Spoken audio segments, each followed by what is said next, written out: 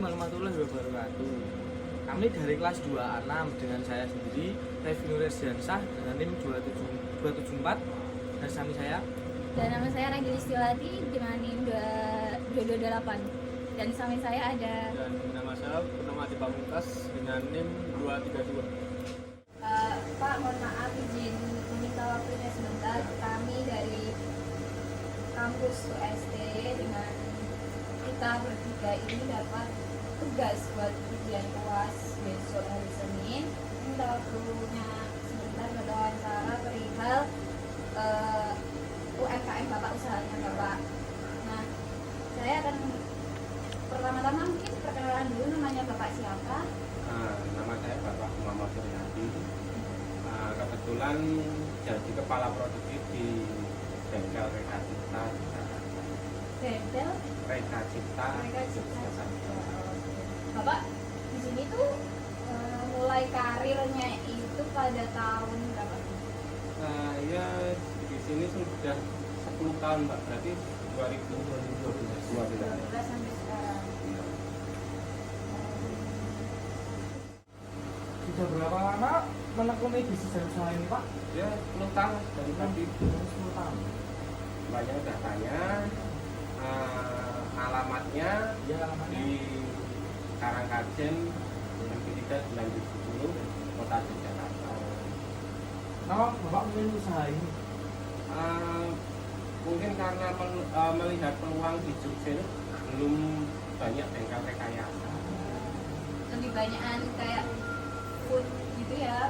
Mungkin kalau di sektor lain yang paling menunjang itu kan kuliner. Nah, Kita membuat alat untuk membackup pekerjaan mereka, dalam artian umpama kayak bakpia Pato itu butuh mesin mixer, ya gitu kita bisa bikin. Terus di sini tuh produksinya apa aja, Pak? Di sini kalau untuk presentasi khusus untuk mesin pertanian sama peternakan. Cuman beberapa persen kita juga membuat produk makanan, pengolah makanan. Kalau mengolah makanan itu biasanya apa itu, Pak? Ya contoh kayak oven, ya ini oven rotary, ovennya ada beberapa macam, mixer, kayak penggorengan, jet frying dan sebagainya. Kalau untuk pengirimannya Bapak itu mencakup seluruh kota Jogja atau skala nasional? Kita skala nasional. Ya, pernah PBB udah pernah. Nah, langsung ke intinya aja ya, Pak, tanpa berlama-lama lagi minta waktu. Di sini ini kan biasanya per bulan nih Bapak ngeluarin uang buat misal beli apa ya, cat, terus ada bahan mentahnya kayak ya. gitu. Biasanya itu per bulan, misalnya di bulan sekarang misalkan Bapak itu ngeluarin dana 7 juta tuh. Nah, nanti di bulan kedepannya itu Bapak bakal ngeluarin uang segitu atau bakal misal lebih karena ada tuntutan Tergantung order, gitu, tergantung order. Jadi kalau umpamanya pas kondisi sepi ya mungkin dalam 1 bulan itu pengeluarannya ada. ya tergantung itu tadi kebutuhan. Kalau umpamanya pas mungkin kita kan juga rekanan dari dinas, itu umpamanya pas bulan ini masa tender tenang atau tujuan, biasanya belanjanya per bulan bisa 3 kali lipat, 4 kali lipat. dan masih ada berapa? Ada berapa biaya yang biasanya dikeluarkan tahunan? Ada, iya, termasuk pajak.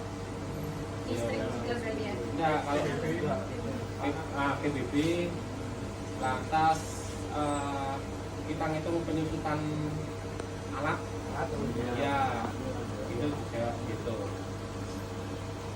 Kan kalau nggak dihitung umpamanya kayak ada, kita kan kebetulan pakai motor listrik ya Mas ya. Nah, umpama atau mesin las lah, kebetulan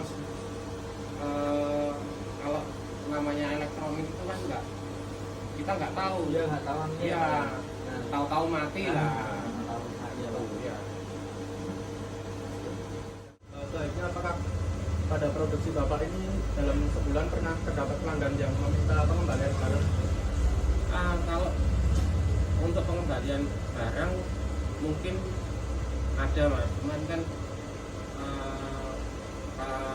dalam artian ada yang perlu di repair, bukan berarti gagal produk.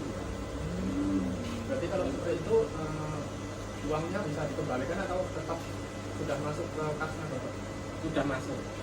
Itu cuma perbaikan alat Ya, saja. perbaikan. Nanti kalau Jadi ya, jadi kita tidak menerima komplain itu iya, tapi kalau untuk pengembalian barang itu kita tidak. untuk karyawannya sendiri Bapak ini mempunyai berapa karyawan? Kalau sebelum pandemi itu 8, tapi berhubung semua sektor kena dampak, itu otomatis karyawannya ada yang hilang.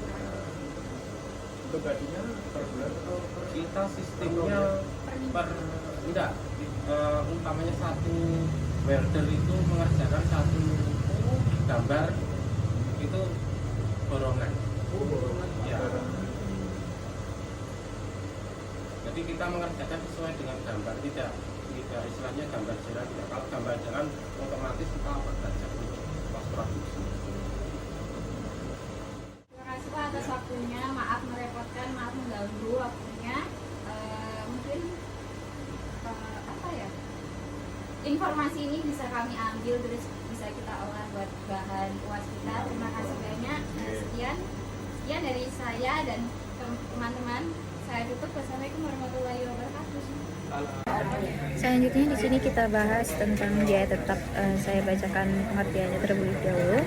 Pengertian dari biaya tetap di sini pengeluaran bisnis yang tidak bergantung pada tingkat barang atau jasa, yang mana itu berkaitan seperti gaji atau beban sewa yang dibayar setiap bulan dan sering disebut sebagai pengeluaran tambahan. Nah, dari video yang saya ambil tadi, biaya tetap itu terdiri dari gaji karyawan, kemudian ada PBB, kemudian ada pajak mobil motor, dan yang terakhir ada pengiriman.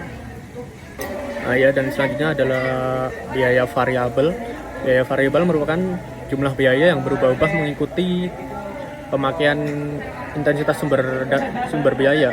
Nah, dengan kata lain, biaya variabel merupakan biaya yang besarannya tergantung pada output produksi. Nah, yang termasuk biaya tidak tetap ada biaya listrik, biaya air, biaya bahan-bahan baku pembuatan produksi, ada biaya peralatan-peralatan produksi, dan juga biaya pengiriman suatu produksi nantinya.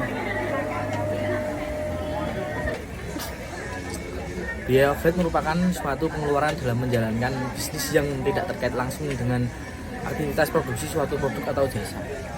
Di dalam biaya ini termasuk semua pengeluaran yang tercatat dalam laporan laba rugi perusahaan, di mana biaya tersebut di luar dari aktivitas produksi. Dan tadi yang termasuk biaya overhead adalah biaya pembersih, bahan pelumas dan bahan bakar, asuransi peralatan pabrik, pajak bangunan, dan asuransi tenaga kerja. Terima kasih.